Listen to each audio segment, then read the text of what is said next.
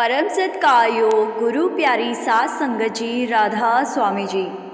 सात संगत जी, आपको याद होगा जब बाबा जी ने हजूर जी को उत्तराधिकारी बनाया था तो उस समय बाबा जी ने कहा था कि हजूर महाराज जी वापस लौट आए हैं।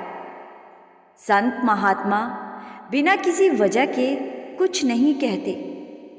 बाबा जी ने उस समय जब ये बात कही थी तो शायद बहुत सारी संगत को लग रहा होगा कि बाबा जी ने बस ऐसे ही कह दिया होगा, लेकिन अब जो बात मैं आपको बताने जा रही हूँ जी, उसके बाद आपको समझ आ जाएगी कि हजूर जी सच में हजूर महाराज जी का ही रूप है।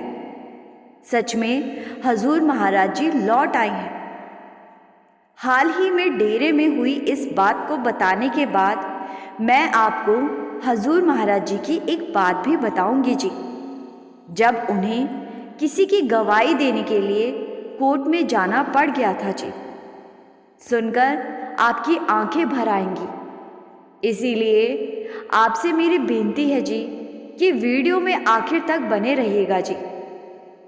आइए पहले हम हाल ही में डेरे में हुए इस वाक्य को सुनते हैं जी। पिछले हफ्ते हुए भंडारे से 3 दिन पहले यानी कि वीरवार को हजूर जी अकेले ही सत्संग पंडाल में संगत को दर्शन देने आए थे जी। उस दिन बाबा जी पंडाल में नहीं आए थे।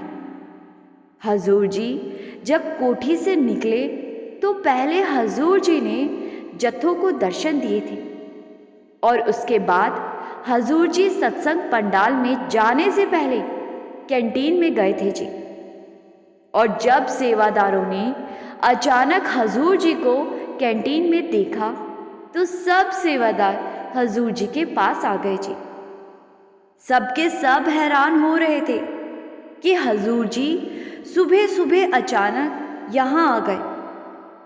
हजूर जी जिस जगह पर खड़े थे उस जगह पर फर्श थोड़ा सा टूटा पड़ा था, तो हजूर जी ने इंचार्ज साहब को कहा कि आप इन छोटी छोटी बातों का ध्यान ज़रूर रखें। कोई चीज़ टूटे या खराब हो तो उसको साथ के साथ ठीक करवाया करो। कैंटीन को बहुत सुंदर और साफ सफाई का विशेष ध्यान रखना है। कुछ देर कैंटीन का मुआयना करने के बाद जब हजूर जी अंदर गए तो वहाँ बेसन के लड्डू बनाए जा रहे थे जी।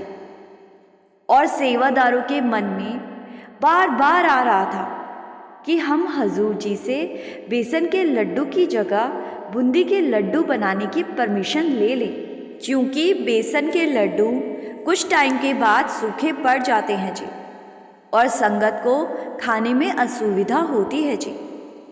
अभी सेवादार सोच ही रहे थे कि हजूर जी ने पता नहीं कैसे सेवादारों के मन की बात पढ़ लीजिए और उनके कुछ बोलने से पहले ही हजूर जी ने कहा कि आज के बाद कैंटीन में लड्डू नहीं बर्फी बनानी है। अब जितने लड्डू बन गए वो संगत को देने के बाद आगे से बर्फी बनानी है।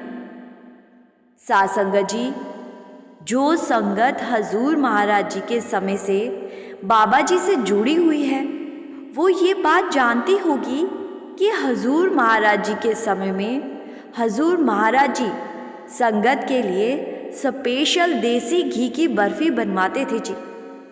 और उस समय संगत उस बर्फी को बड़े शौक से खाती थी। जब ये बात सेवादारों ने हजूर जी के मुंह से सुनी कि बर्फी बनानी है तो वो सब खुश हो गए जी और सबको हजूर महाराज जी के टाइम के वही पुराने दिन याद आने लगे जी। इसके बाद हजूर जी ने कैंटीन की रसोई को देखा तो हजूर जी ने सेवादारों को कहा कि आप सब साफ सफाई का बहुत खास ध्यान रखो। रसोई को भी बिल्कुल साफ सुथरा रखना है और हर चीज़ को सुनियोजित तरीके से होनी चाहिए। सात संगत जी, अभी तो शुरुआत है, अभी तो हजूर जी ने बहुत कुछ ऐसा करना है, ऐसे ऐसे डिसीज़न लेने हैं जिसको देखकर सबको हजूर महाराज जी याद आने लगेंगे जी। बाबा जी ने ऐसे ही नहीं कहा था कि हजूर जी लौट आए हैं।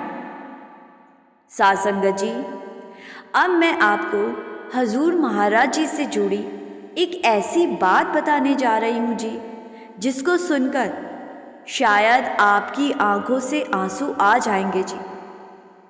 जब महाराज जी ने एक सत्संगी बुजुर्ग बाबा के लिए कोर्ट में गवाही दी थी जी। ये बुजुर्ग बाबा जो कि हिमाचल प्रदेश के चंबा में रहते थे जी। इस बुजुर्ग बाबा ने हजूर महाराज जी से अपनी जवानी के दिनों में ही नामदान ले लिया था जी। और उस समय बुजुर्ग बाबा अपने 3 साल के पोते के साथ चंबा में रहते थे जी। और बुजुर्ग बाबा का इस दुनिया में पोते के अलावा कोई नहीं था जी। पोते की पूरी जिम्मेदारी बुजुर्ग बाबा के ऊपर ही आ चुकी थी जी। लेकिन इतना सब होने के बाद भी बुजुर्ग बाबा का विश्वास हजूर महाराज जी पर से बिल्कुल भी नहीं डोला। और बल्कि इन सब के बाद बुजुर्ग बाबा ने भजन सिमरन को और ज़्यादा समय देना शुरू कर दिया जी। लेकिन घर का गुजारा करने के लिए भी कुछ ना कुछ तो करना ही पड़ता है। तो बुजुर्ग बाबा ने चंबा के बाज़ार में एक छोटी सी चाय की दुकान खोल ली जी। टूरिस्ट एरिया होने के कारण बुजुर्ग बाबा की आमदनी ठीक ठाक होने लगी जी। और बुजुर्ग बाबा अपना और अपने पोते का गुजारा करने लगे जी। अब धीरे धीरे बुजुर्ग बाबा का पोता बड़ा हो रहा था और बुजुर्ग बाबा चाहते थे कि उनका पोता बहुत पढ़ाई करे और अच्छे स्कूल में जाए। लेकिन उसके लिए बहुत सारे पैसे चाहिए थे। बुजुर्ग बाबा के पड़ोसी ने उनको सलाह दी कि आप अपनी चाय की दुकान को और बड़ा कर लीजिए और एक बड़ी दुकान किराए पर लेकर वहाँ चाय के साथ कुछ और खाने पीने का सामान भी बेचना शुरू कर दीजिए। इसके लिए आपको एक वर्कर की भी ज़रूरत पड़ेगी। बुजुर्ग बाबा ने पड़ोसी की इस बात को बहुत सोचा और बहुत सोच विचार करने के बाद बुजुर्ग बाबा ध्यान में बैठ गए जी। बुजुर्ग बाबा की एक आदत थी। बुजुर्ग बाबा किसी भी काम को करने से पहले ध्यान में बैठकर उसके बारे में हजूर महाराज जी से पूछा करते थे जी। अगर ध्यान के समय बुजुर्ग बाबा को महसूस हो जाता कि हजूर जी हाँ कर रहे हैं, तो बुजुर्ग बाबा उस काम के लिए आगे बढ़ जाते थे जी। उस रात बुजुर्ग बाबा ने अपनी सारी दुविधा ध्यान में जाने के बाद हजूर जी के समक्ष रख दी जी। और जब बुजुर्ग बाबा को वहाँ से हाँ में जवाब आ गया, तो बुजुर्ग बाबा ने अपनी चाय की दुकान के पास एक थोड़ी सी बड़ी दुकान देखी और उसको किराए पर ले लिया जी। लेकिन अब दुकान में सामान के लिए भी पैसे चाहिए थे और बाबा जानते थे कि उनके गांव में जो ज़मींदार है वो ब्याज पे पैसा देता है और उसका ब्याज बहुत ज़्यादा भी नहीं होता। बाबा उस रात फिर से ध्यान में बैठे और अपनी दुविधा को महाराज जी के सामने रख दिया। जब ध्यान में जवाब हाँ में मिला, तो अगले दिन बाबा उस ज़मींदार के घर पहुंच गए जी और ज़मींदार से 25,000 रुपये ब्याज पर लेने की बात कही जी। ज़मींदार का तो काम ही यही था कि लोगों को ब्याज पर पैसे देना। तो ज़मींदार ने कहा कि इसके बदले आपको अपने घर के कागज मेरे पास रखने पड़ेंगे बाबा इसके लिए मान गए और कागज लेने के बाद जमींदार ने बाबा को 25,000 रुपये दे दिए और हर महीने 500 रुपये की किश्त देने की बात कही जी। बाबा इसके लिए मान गए और जमींदार के कहने पर बाबा ने अपना अंगूठा लगा दिया जी। बाबा ने वहां अपनी किराए की दुकान में एक छोटा सा ढाबा खोल लिया और एक वर्कर भी रख लिया जी। समय के साथ ढाबा अच्छा चलने लगा और बाबा हर महीने जमींदार के घर जाते और उसको 500 रुपये दे आते जी। जब बाबा पैसे देते तो पैसे लेने के बाद जमींदार बाबा को एक पर्ची देता जिसमें लिखा होता कि 500 रुपये आने के बाद अब बाकी कितने पैसे बकाया और बचे हैं। बाबा पढ़े लिखे नहीं थे और इसी बात का फायदा जमींदार उठा गया। जब बाबा को 25,000 रुपये दिए थे तो जमींदार ने बाबा का खाता एक नीले रंग के कवर चढ़ी डायरी में बनाया था जी और उस डायरी को अपने दफ्तर की लोहे की अलमारी में रखा था जी और उसके एक पन्ने पर बाबा के नाम से तारीख डालकर खाता बनाया था जी और उस पन्ने पर 25,000 रुपये लिखकर नीचे बाबा का अंगूठा लगवाया था। अंगूठा लगवाने से पहले तक जमींदार नहीं जानता था कि ये पढ़े लिखे नहीं हैं, इसीलिए असल खाते में तो 25,000 रुपये ही लिख दिए। लेकिन जब हर महीने 500 रुपये की किश्त ले लेता और बदले में तो पर्ची बनाता, दोनों पर्चियों में 25,000 की जगह 50,000 लिख देता जी। एक पर खुद साइन करता और दूसरे पर बाबा का अंगूठा लगवाता जी। बाबा के अंगूठे वाली पर्ची अपने पास रख लेता और अपने साइन की हुई पर्ची बाबा को दे देता जी। बाबा ने कभी उन पर्चियों पर गौर ही नहीं किया और बाबा चुपचाप पर्चियों को अपने पास इकट्ठा करके रख लेते जी। बाबा के हिसाब से जब सारी किश्तें उतर गई तो एक दिन बाबा जमींदार के पास अपने घर के कागज वापस लेने गए जी। उस समय जमींदार ने अपना खेल खेलना शुरू कर दिया जी। जमींदार कहने लगा कि अभी तो आधी किश्तें ही आई हैं, बाकी की किश्तें को तो बाकी हैं। ये सुनकर बाबा के होश उड़ गए जी। बाबा कहने लगे कि जितनी किश्तों की बात हुई थी वो सारी तो मैंने आपको दे दी है। जमींदार ने बाबा के अंगूठे लगी हुई पर्चियां निकालकर मेज पर रख दीजिए और कहा, ये देख लो, हर महीने किश्त देने के बाद आप खुद ही तो अंगूठा लगाते थे कि इस महीने की किश्त के बाद इतने पैसे बकाया है। बाबा समझ गए कि जमींदार ने उनके साथ धोखा किया है। बाबा वहां से चुपचाप उठकर वापस अपनी दुकान पर आ गए जी और बाबा बहुत ज्यादा परेशान हो गए जी। एक पड़ोसी ने जब बाबा को इतना परेशान देखा तो उसने कारण पूछा। बाबा ने सारी बात शुरू से आखिर तक बता दी। पड़ोसी पढ़ा लिखा और समझदार था तो उसने बाबा को कहा कि आप चिंता ना करो, हम कोर्ट में जाएंगे। पड़ोसी का एक रिश्तेदार वकील था और पड़ोसी उसी समय बाबा को लेकर अपने रिश्तेदार वकील के पास गया जी और उनको सारी बात बताई। वकील एक नेक दिल का इंसान था जी और उसने बाबा का केस बिना किसी फीस के ही शुरू कर दिया था जी। वकील ने कोर्ट से एक नोटिस जमींदार को भिजवाया और जमींदार बहुत ज़्यादा चालाक था। वो सारी पर्चियां लेकर जज के सामने पेश हो गया।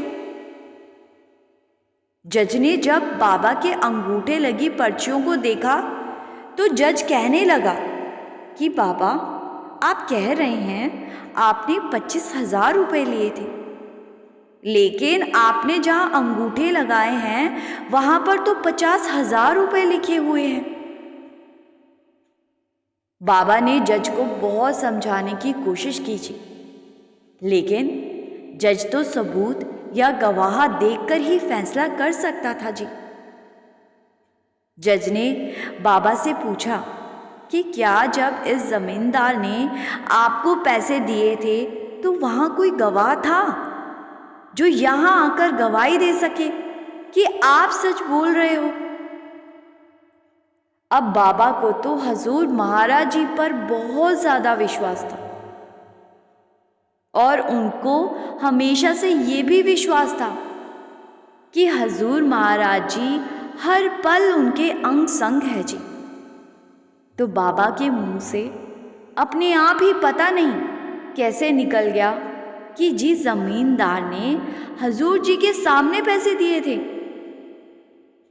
जज कहाँ जानता था कि बाबा किसकी बात कर रहे हैं। जज ने जब एक नाम सुना तो जज ने उस नाम को अपनी डायरी में लिखते हुए कहा कि ठीक है, आप अगली तारीख पर हजूर जी को पेश करो। ये कहकर जज ने अगली तारीख दे दीजिए। इधर जमींदार खुश हो रहा था क्योंकि वो जानता था कि जब उसने 25,000 रुपये दिए थे तो वहां हम दोनों के अलावा तीसरा कोई नहीं था। बाबा जब उस दिन भजन सिमरन पर बैठे तो बाबा ने हजूर जी से कहा कि हजूर जी, आप सब जानते हो, सब आपके सामने ही हुआ है। अगर आप ना आए तो मैं और मेरा पोता सड़क पर आ जाएंगे। अब सब कुछ आपके ऊपर निर्भर करता है। इतना कहकर बाबा ने इस बारे में सोचना ही छोड़ दिया जी, क्योंकि बाबा को अटूट विश्वास था कि हजूर जी कोई ना कोई लीला तो जरूर दिखाएंगे। कुछ दिन के बाद जब कोर्ट की तारीख आई तो बाबा और जमींदार कोर्ट के सामने पेश हो गए जी। जज के साथ खड़े आदमी ने जोर से आवाज लगाई, हजूर जी हाजिर हो। लेकिन वहां पहली आवाज में कोई नहीं आया जी। जज ने बाबा से पूछा कि आपका गवाह कहाँ है? बुजुर्ग बाबा चुपचाप खड़े रहे। आदमी ने फिर से आवाज लगाई, हजूर जी हाजिर हो। और अब एक चमत्कार होने वाला था जी। कोर्ट में एक बूढ़े बाबा दाखिल हुए और जज के सामने खड़े हो गए जी। जज ने पूछा, क्या आप ही हो हजूर जी? बूढ़े बाबा ने हाँ में सर हिला दिया जी।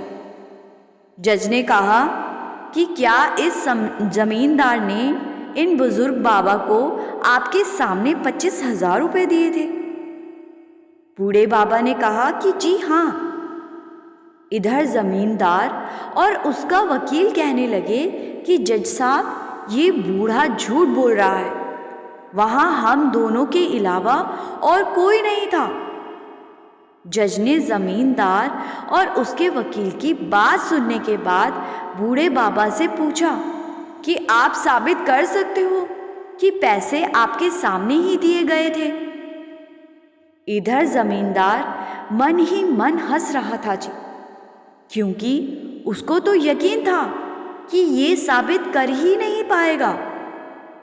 बूढ़े बाबा ने जज साहब से कहा कि जज साहब, ये जो पर्चियां दिखा रहा है ये झूठी हैं। आप जमींदार से कहो कि जो असली खाता बनाया था, जहां बाबा का अंगूठा लगवाया था, वो यहां दिखाएं। जज ने यही बात जमींदार से कह दी जी।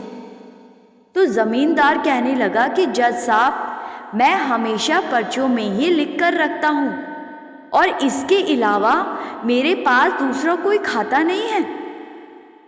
बूढ़े बाबा ने जज साहब से कहा कि जज साहब, आप अपने एक आदमी को अभी के अभी जमींदार के दफ्तर में भेजो। और इसने मेरे सामने इस बाबा का खाता बनाकर एक नीले रंग के कवर चढ़ी डायरी में बनाया था जी, और उस डायरी को इसने अपने दफ्तर में रखी लोहे की अलमारी में रखा हुआ है।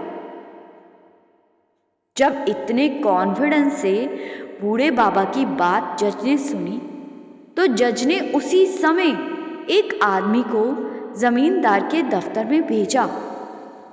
और इधर जमींदार की हालत अब खराब हो गई थी जी। वो अगली तारीख की मांग करने लगा। जज साहब कहने लगे कि अगर आप सच्चे हो तो आप घबरा क्यों रहे हो। इसी बीच जो आदमी जज ने भेजा था वो वही नीली डायरी लेकर कोर्ट में आ गया जी, और उसने डायरी को जज के सामने रख दिया जी।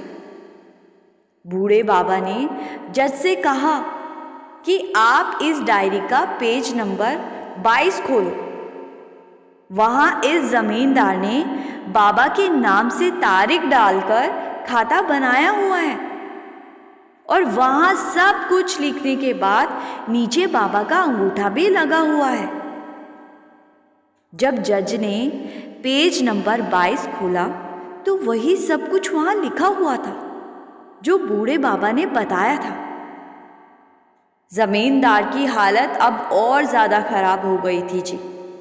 जज ने जब सबूत को अपने सामने देख लिया तो फैसला सुनाया कि जमींदार ने कोर्ट से झूठ बोला है, और इसके लिए जमींदार को कोर्ट में 2000 रुपए का जुर्माना भरना होगा, और साथ ही साथ इन बाबा को मानसिक रूप से प्रताड़ित किया है और इनका बहुत सा समय खराब किया है, इसीलिए इन्हें 10,000 रुपए देने होंगे, और अभी के अभी इनके घर के कागज इन्हें लौटाने होंगे। अभी जज साहब फैसला सुना ही रहे थे, और इधर बाबा की नजरें बूढ़े बाबा से थोड़ी सी ओझल ही हुई थी कि बूढ़े बाबा कोर्ट से गायब हो गए जी। कोर्ट से निकलने के बाद बाबा अपने सद्गुरु को देखने के लिए उन्हें ढूंढने लगे जी, लेकिन हजूर महाराज जी तो अपना फर्ज निभाकर वहां से जा चुके थे। बाबा की आंखों से आंसू बह निकले जी। बाबा सोचने लगे कि आज मेरी वजह से मेरे सद्गुरु को कोर्ट में खड़ा होना पड़ गया। साध संगत जी, जिन्हें विश्वास होता है उनकी संभाल करने सद्गुरु खुद जरूर आते हैं जी। इस बाबा को विश्वास था कि हजूर महाराज जी कोर्ट में जरूर आएंगे, और बाबा के विश्वास की जीत भी हुई जी।